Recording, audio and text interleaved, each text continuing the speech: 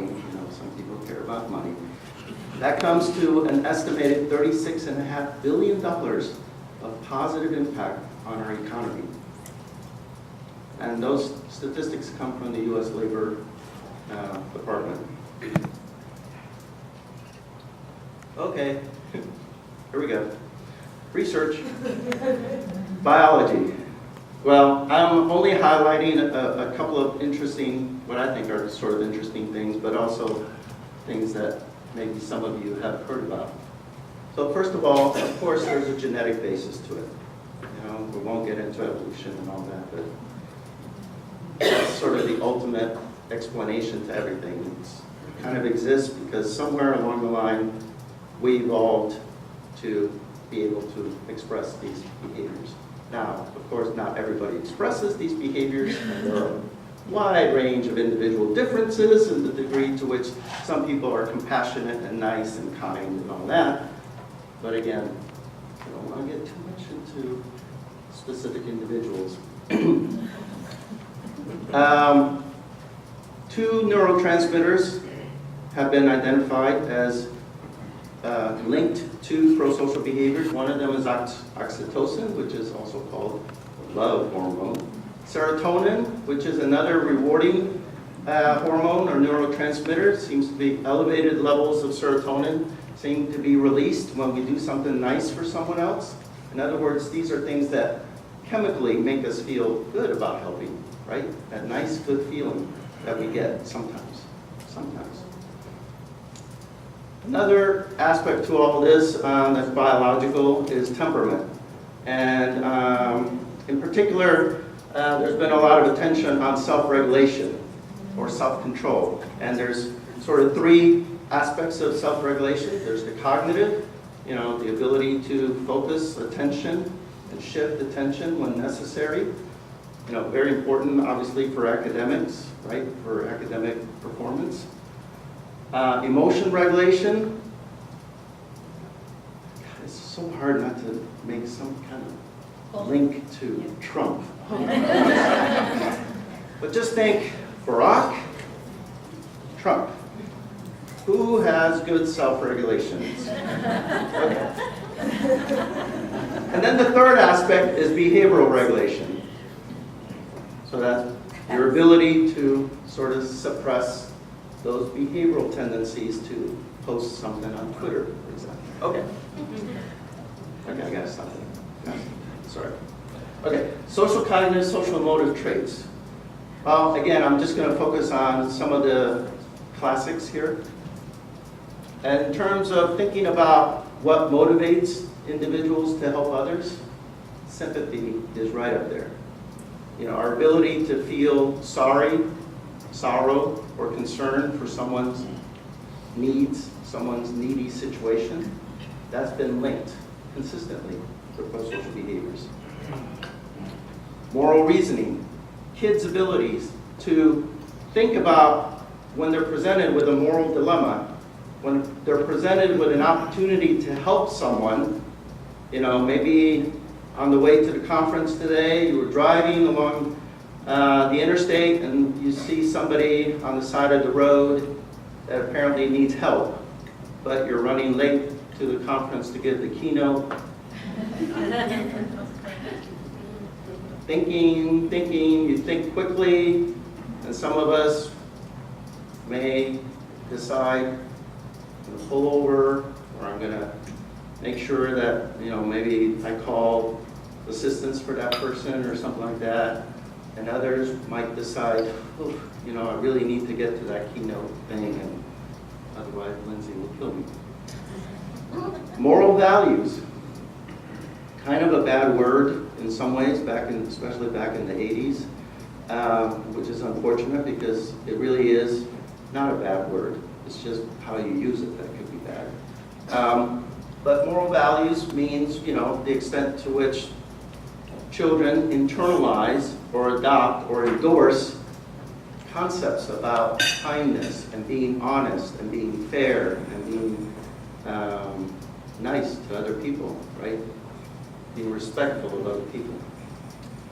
Of course, I need to mention a few things about at least a couple of things about the environment. The environment matters. The SES link is really interesting, socioeconomic status, because in fact the findings are mixed. So you get some studies that suggest that higher SES kids engage in more prosocial behaviors than lower SES kids.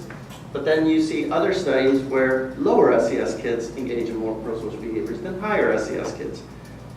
Probably, although we don't know for sure, it probably matters on the type of prosocial behavior we're talking about.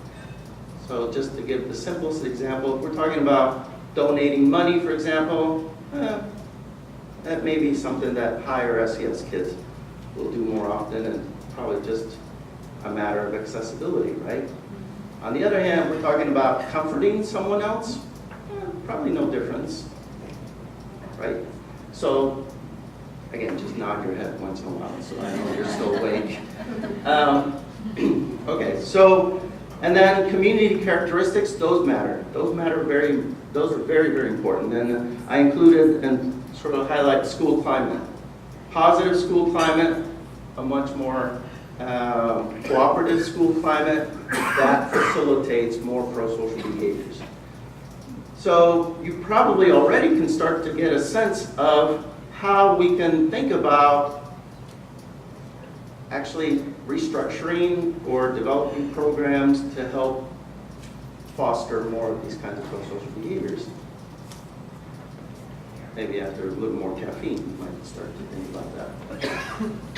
So as I said, though, I'm going to focus on socialization and how these behaviors are socialized and taught to our children.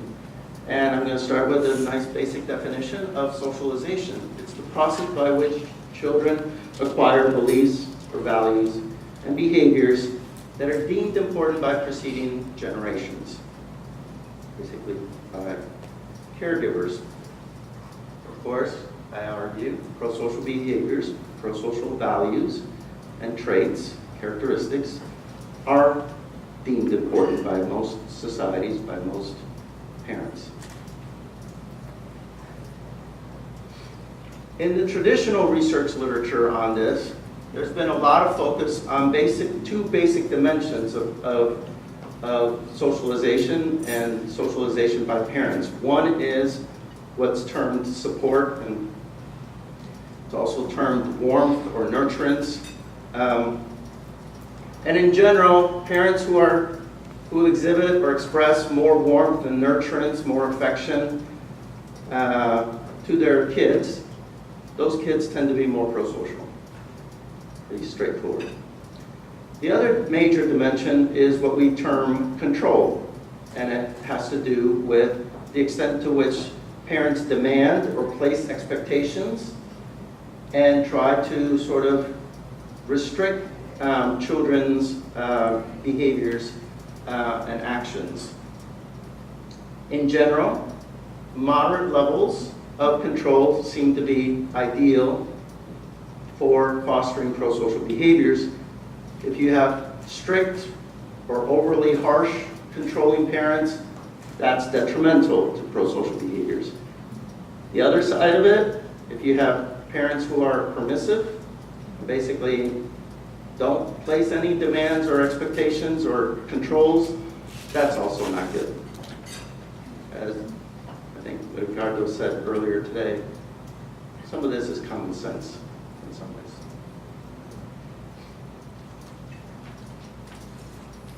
But what about beyond these two major global dimensions of parenting? What about beyond just talking about support and control?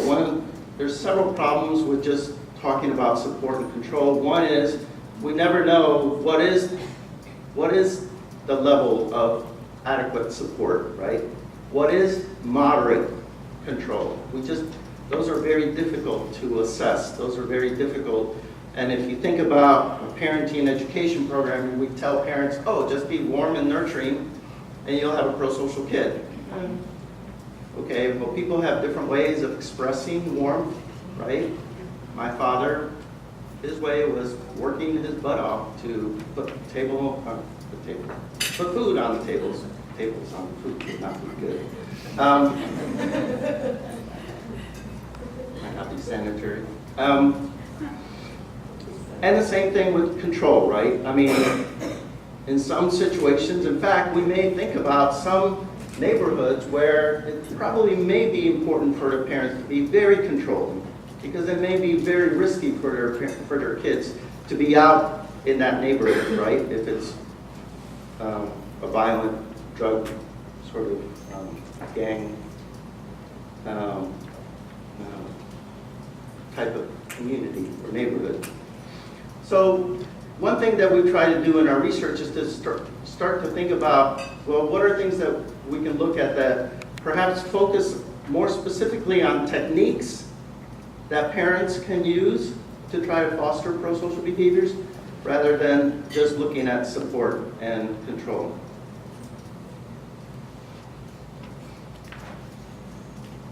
So this sort of parenting practices approach is not new, but it is sort of something that we are really sort of more and more sort of buying into and adopting for our own work. So these are practices, again, techniques that are associated, that sometimes parents do intentionally or purposefully to foster pro-social behaviors or characteristics in their kids, and other times these are things that they're not even aware of, but that they seem to end up promoting those behaviors. Simply put, for example, the use of rewards, right?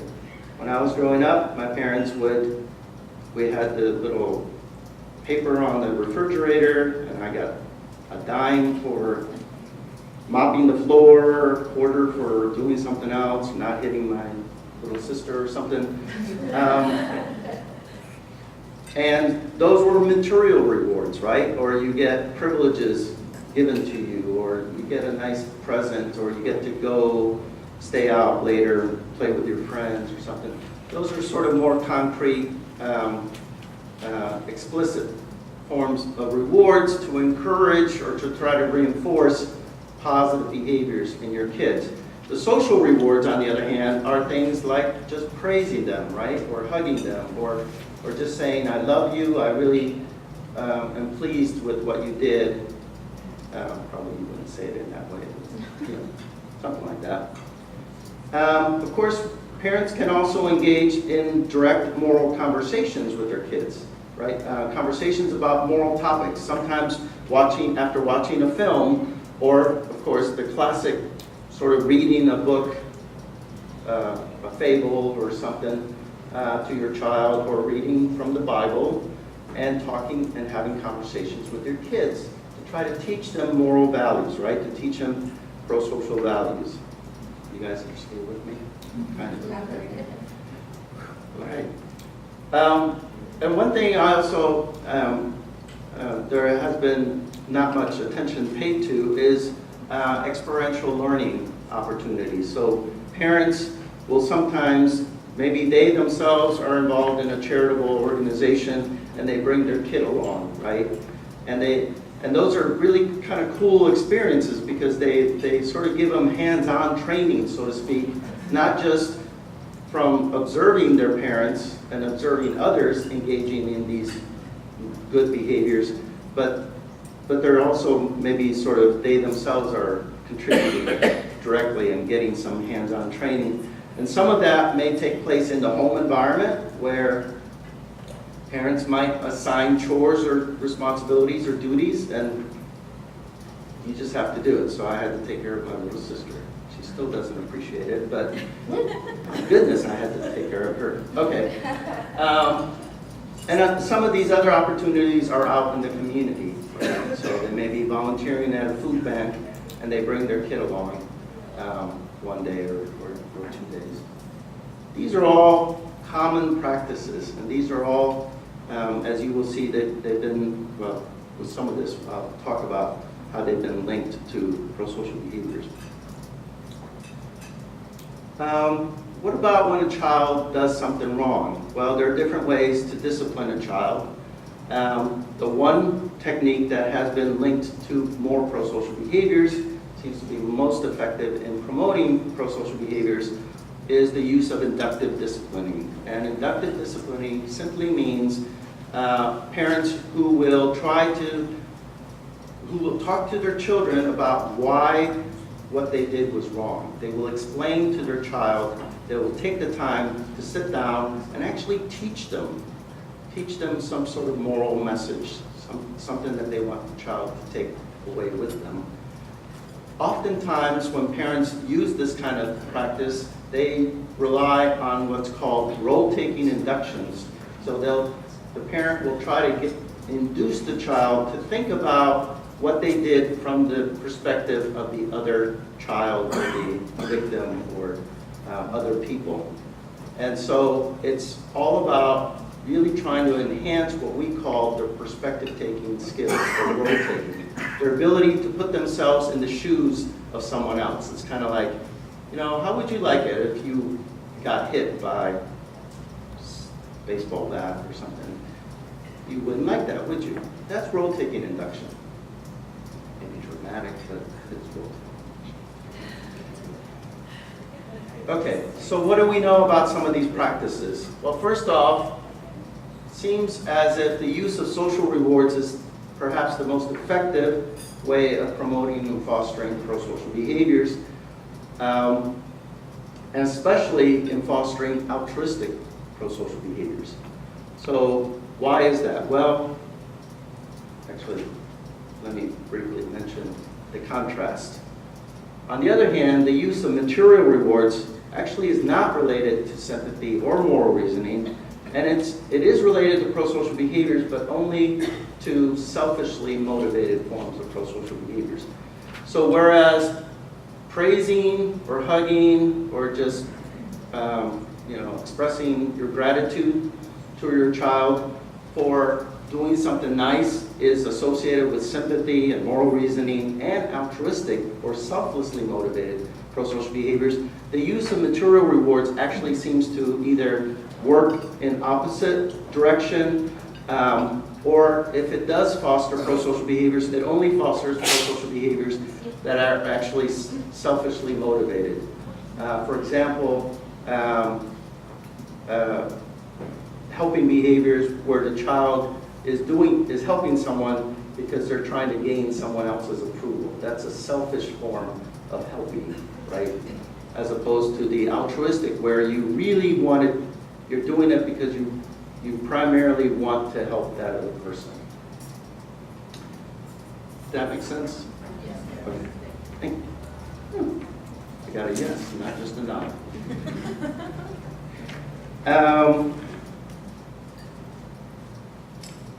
And finally, the use of inductive discipline is also linked to sympathy, moral reasoning, and pro-social behaviors. So in essence, in terms of when your child does something wrong, using inductive techniques seems to be effective. And for all those other times when your child doesn't do anything wrong, or when your child does something good, use social rewards. When your child doesn't do anything wrong, have moral conversations with them. Take them to, and give them some hands-on experience and help them to learn how to engage in those behaviors, and also learn that they can actually feel good from helping other people, right? And that in and of itself ought to be good enough. It shouldn't be because you expect to get money or because you expect to gain someone else's approval or anything like that. It really ought to be something that hopefully will become internalized, so that when those external contingencies are not there, your child will still act in a compassionate, kind, and generous manner. So that's all really good and everything, but of course, guess what? Most of the research has been done with non-ethnic, non-racial minority populations. What a surprise. Surprise. So I could go into a whole little spiel about why I think this has occurred and all that kind of stuff, but, we get into the political mire and mud of research and academia and all that kind of stuff, which kind of depresses me. So we'll stay away from that for now. But the one thing I will mention that's very important, and again, sort of alluded to earlier, is that it's important for us to understand how these processes work in ethnic and racial minority populations. There's been so much attention to negative development in Latinos, African Americans, Native Americans, you name it. And so what has resulted from that overemphasis on negativity and risk behaviors and everything you can think of that's bad is, number one, it reinforces negative stereotypes about us. I don't think that's fair, because you guys are all really good people. We're all good. We're not all bad people. Number two, it leads to the development of theories and models that focus on trying to reduce these behaviors, which is fine, but once you reduce the behaviors, what are we left with? It doesn't necessarily mean that our children are going to do the right thing when they're presented with opportunities to do the right thing.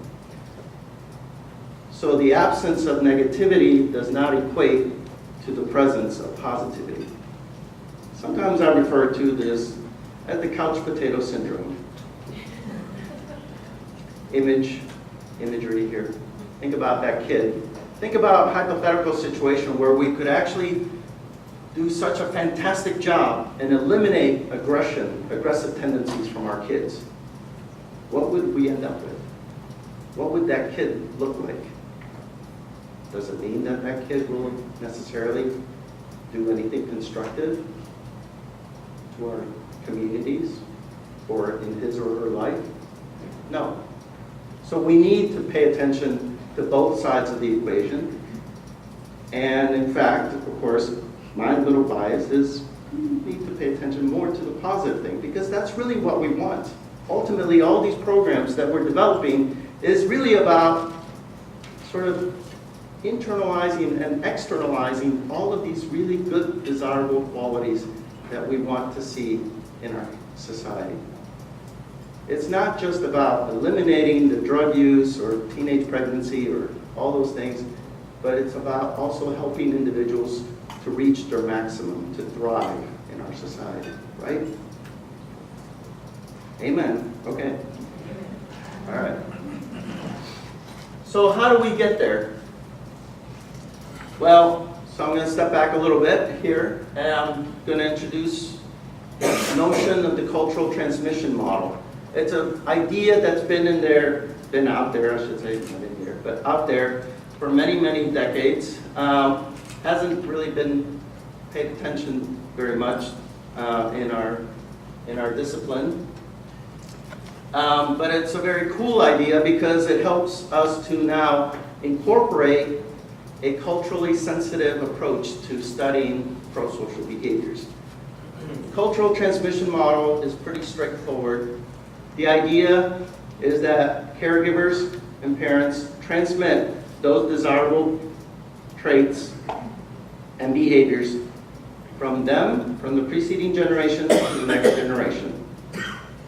And there's a whole process involved in how that occurs and how that happens.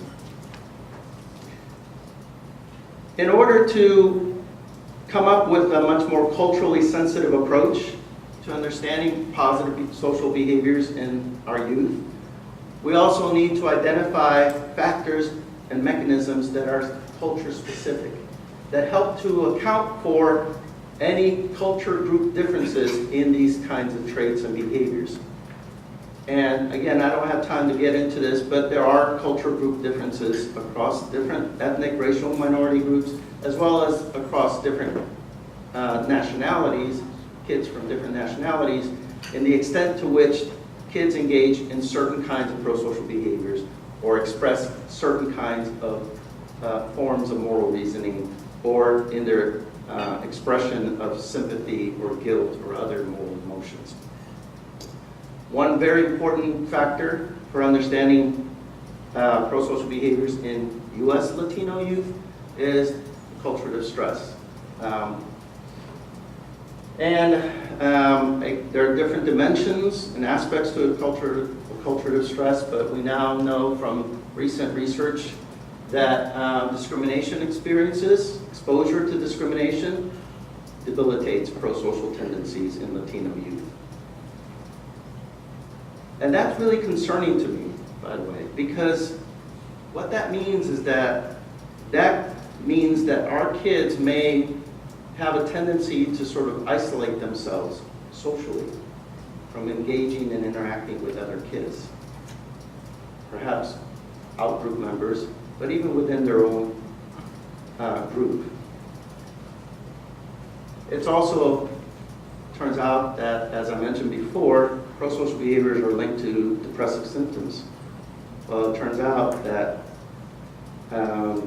exposure to discrimination experiences predicts higher depressive symptoms in Latino kids, and that in turn predicts lower levels of prosocial behaviors. But it works the other way around as well. Exposure to discrimination experiences predicts lower levels of prosocial behaviors, and that predicts lower levels of depressive symptoms. So causally, you have a bidirectional relation. In other words, you can start to think about a cycle of depressive symptoms and lower prosocial behaviors. And where's that going to lead our kids to? Not a good thing. Another important cultural factor associated with prosocial behaviors is ethnic, racial identity, and what we term biculturalism. This is, I think, really good news from my point of view. Kids with stronger ethnic identity are more prosocial. Amongst Latino kids, if they endorse more strongly their own ethnic heritage, they're actually more prosocial than Latino kids who don't endorse their own ethnic heritage. Think about that. Think about the implications of that. It also turns out that kids who endorse both their ethnic heritage and majority culture heritage are also more prosocial. Bicultural kids are also more prosocial. In other words, what really matters, the critical element, is whether or not they endorse their own ethnic heritage. If they reject their own ethnic heritage, not good. Not good. On the other hand, if they endorse their ethnic heritage, and we can help them to feel good and proud of their ethnic heritage, guess what? These kids are more prosocial. I think that's a really good thing. And finally, cultural values. And I'm going to talk a little more about cultural values in a little bit, but as I mentioned before, caregivers, parents, we, believe it or not, we transmit messages about what we value and what we don't value to our kids. And there are some specific values that are predominant and frequently endorsed in Latino families. So I'm going to step back a little bit. Again, maybe too much positivity, Pollyannish kind of stuff, but again, I want to remind ourselves about strengths and the assets that Latino families bring to the table. Obviously, family is huge. Familismo, the value of ties, obligation, the extent to which we identify with our, there's 5 minutes. Well, I'll just go fast. The notion of bien educado is not about formal education, right? It's about being a person of good character, right? Strong work ethic, strong bond to our community. So, in a nutshell, here's some values. Realismo, to say, yeah, sure. Religiousness. Again, this doesn't apply to every Latino family, obviously, and again, there's a degree to which they endorse these things. But that variability is actually good because it helps to account for why some kids are more prosocial. Even within our Latino culture, not all Latino kids, of course, are pro-social or equally pro-social. So we need to understand why some of them are more pro-social than others. Well, it has to do with the extent to which they endorse these kinds of values, which are linked to pro-social behaviors. Just have to take my word for it. Again, are these values unique to Latinos? Absolutely not. Of course not. In fact, we have a lot of commonalities with other ethnic racial minority groups. But they are definitely relevant in predicting pro-social behaviors. Sorry, I have to go fast. I had an hour and a half. Where's Lindsay? All right. So I'm going to skip that. We teach kids through enculturation about their own ethnic heritage, and then kids learn about majority culture through acculturation processes. Yeah, all right. That'll be on the exam later. So what do we know about, let me show you just a few findings. One is, turns out that kids who strongly endorse familismo tend to engage in many different forms of pro-social behaviors. On the other hand, Latino kids who endorse materialism and personal achievement, not good. They do engage in more selfishly motivated forms of pro-social behaviors. So these are pro-social behaviors that they will engage in, but only if they get something in return, which makes sense, right? Personal achievement, materialism. Okay. Ugh, can't go through this. This is the cultural transmission model. Going from, in this case, mother's endorsement of familismo, values, parenting practices that are consistent with those values, like assigning chores and duties and responsibilities and expecting their children to put the family first before anything else, right? Turns out that's related to the child's perception of those practices. So children actually do pick up on those practices. And that ultimately leads to their endorsement of familismo. So you can see how it gets transmitted from caregiver to their child, and ultimately to good positive behaviors. This is basically the same thing except a longitudinal study, which, for me it's exciting, but for you it might not be exciting. But you can see that we found these effects, similar kind of effects, from 5th grade in predicting pro-social behaviors at 10th grade. And by the way, we also found, once again, that those Latinos who endorse the materialism and the personal achievement values, they're less likely to be altruistic. Sorry for the speed on this. I think the slides are supposed to be made available. Okay, conclusions. Children learn Latino cultural values from their parents, which ultimately predicts the extent to which they engage in pro-social behaviors. Familismo has been particularly identified as one of these values that's relevant in predicting these behaviors. And we also know that there's ethnic-based or ethnic-specific parenting practices that are predictive of stronger ethnic identity. I didn't have time to get into this. In children, also stronger endorsement of familismo. Implications. Well, this should have, I hope, important implications. First, program development. Parenting programs, teacher training programs, mentoring programs.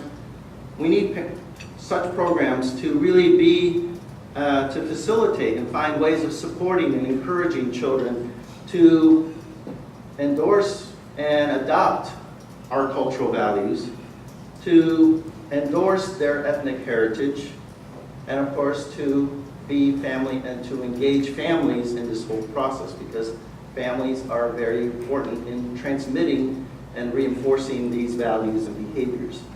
We also need policies and laws that help to strengthen, so we can think about school policies, ways of structuring our schools, to strengthen cultural values, to actually embrace cultural values and ethnic identity and language and all of the good things that we bring to the table, and to, of course, immerse families and engage families in their school and their children's education and well-being. And ultimately, the implementation of these programs will lead to good things for our kids, lead to good things, lead to the kinds of things that we want. So to summarize, how do we make a pro-social Latino kid? Start with a good dose of traditional Latino familismo, respeto, and moral values. Add 2 tablespoons of sympathy and moral reasoning. Mix in a supportive household with minimal family conflict, a healthy amount of parental warmth, inductive discipline, and pro-social parenting practices. Transfer to a supportive school environment, an inclusive community. Cover, let simmer for a few years, and serve at room temperature and enjoy. Thank you. These are my colleagues and students.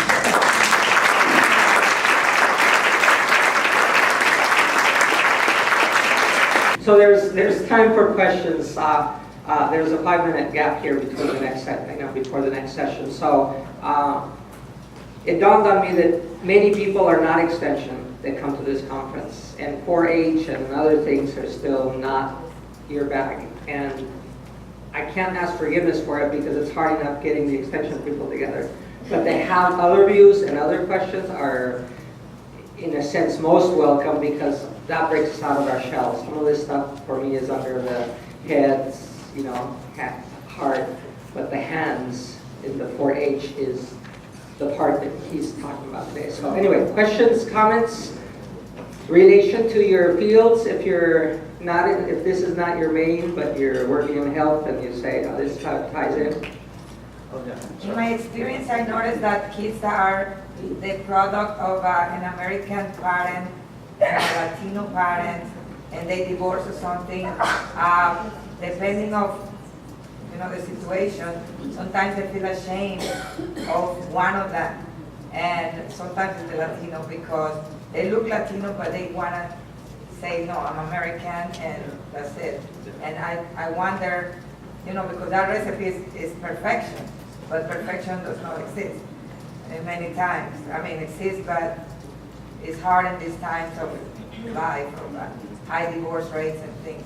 Yeah. So how, as a teacher, as a mentor, can you help these kids? Well, absolutely true. I mean, of course, with all research, there are limitations, and there's always caveats, and there are exceptions, and so we try to focus on things that seem to apply to the majority of kids, in this case, Latino kids.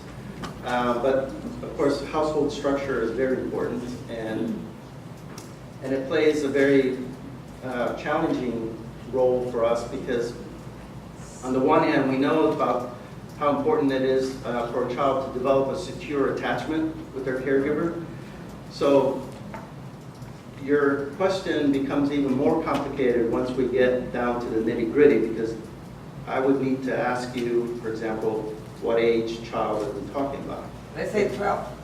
Okay, so if they've developed a good, positive, secure attachment relationship with one of those parents, then they may be better off, thinking about themselves or maintaining that relationship with that parent, whether that parent is the Latino one or the American one. 12 is when children start to really navigate their own identity, their sense of who they are, and there's a lot of different factors that come into play. You mentioned even their physical characteristics, their accent and all those sorts of things. And obviously what we don't want to see is a child that may be sort of struggling to try to fit in with a certain group, and that group may be rejecting that child, and so the child ends up sort of banging their head against this brick wall, trying to get into a group that really can lead to maladjustment and negative things for that child. So on the ground level, I think we have to take these sorts of bits and pieces of information and think about, what are, are there sort of some factors that might help to offset the risk of that child? For example, if that child really wants to fit in with majority society, the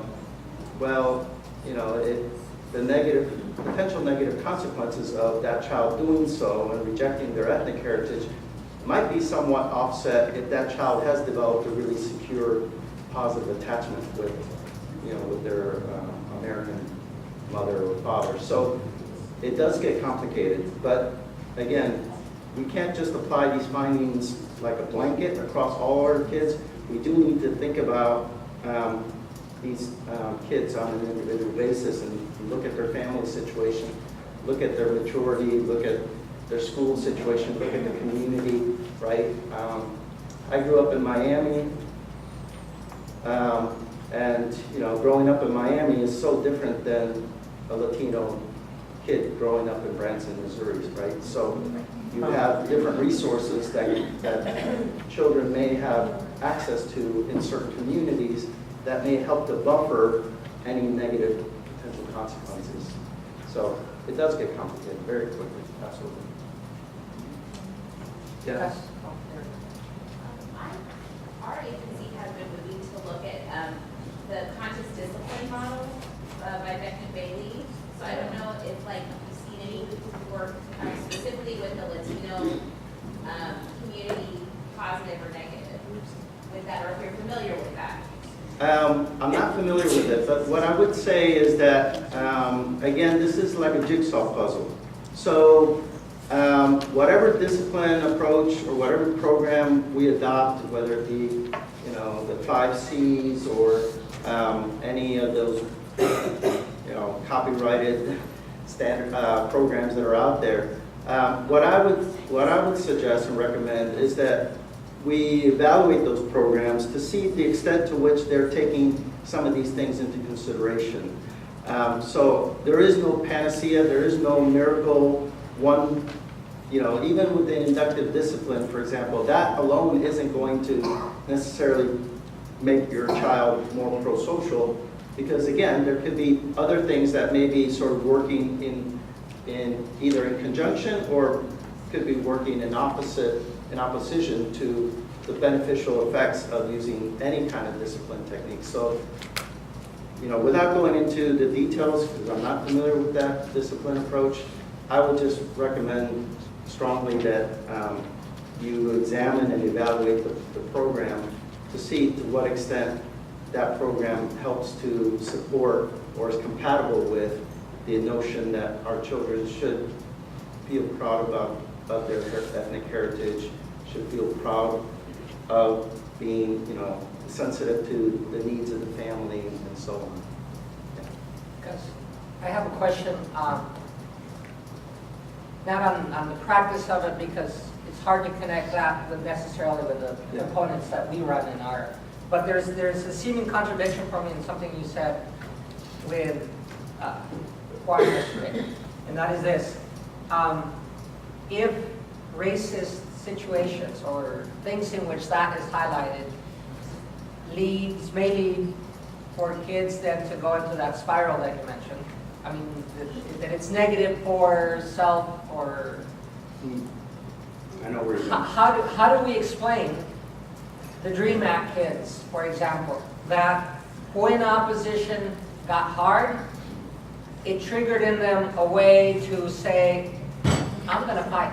Yeah. Dr. Andrade is saying, well, I'm going to teach in Spanish because in spite of, Right. So the resiliency of some people doesn't apply to the masses in that there's only certain resilient people. That's right. But how does that fit into then? Okay, so the first thing is, as I alluded to earlier, is that, of course, these findings there's always exceptions, because what we're doing is we're developing models that apply to, the normal curve kind of thing, the majority, but there are many exceptions.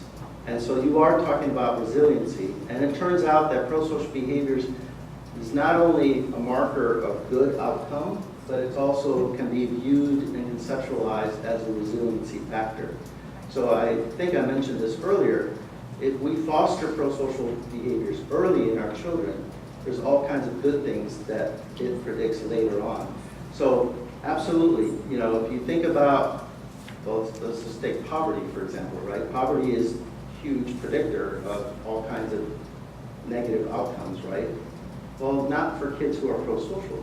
So pro-sociality is one of those resiliency factors that if somehow a mother or a father or both or caregiver or grandmother can actually foster those pro-social tendencies in that child in spite of the fact that they're living in a poor neighborhood, a poor neighborhood or whatever, that can actually protect that child from all of the possible negative outcomes and ultimately lead to what some scholars refer to as altruism born of suffering. So those are individuals who come from very terrible adverse situations, but manage to, you know, engage in incredible acts of altruism later in life. There must be something in their probably in their early childhood that probably buffered them from turning out like many of the other kids that turn out in that situation. So you're absolutely right. It's and that's why, again, that's why I think it's really important that we understand how these positive character traits and behaviors, where do they emerge from? How do they develop in our children? Because that will be an arsenal that our children can take with them no matter what circumstances they come up against. You know, if you think about Barack Obama, so I'm going to bring that back in. Barack Obama, think about all of the adversity that he has had to go through, and yet his resilience, his ability to self-control, right, and not respond and take the high road to all of that adversity that he has faced, not just as president, but I'm certain throughout his whole life. That's an altruistic individual. Those are moral exemplars. Those are the kinds of characters and traits that we want to try and foster in our kids, so that even when we're not around, they can still thrive and succeed. Okay, then that's a great ending.